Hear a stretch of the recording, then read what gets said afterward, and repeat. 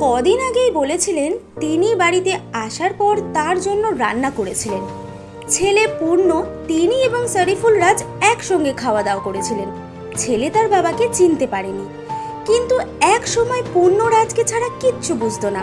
কিন্তু এই দিন হঠাৎই পরিমণি দাবি করে বসেন রাজ বাড়িতে এলে নাকি তার বাড়ির দারোয়ানি তাকে ঢুকতে দেবেন না।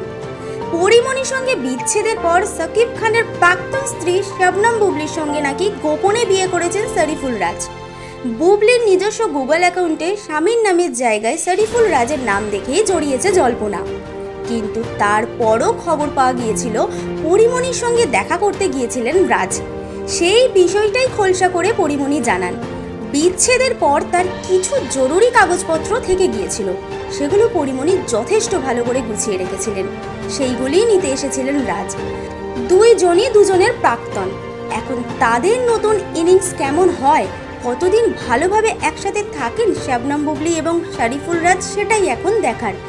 এমনই সেলিব্রিটির হারের খবর 7 তাড়াতাড়ি আপনাদের কাছে পৌঁছে দিতে বদ্ধপরিকর টাইমলাইন ক্রিয়েশন।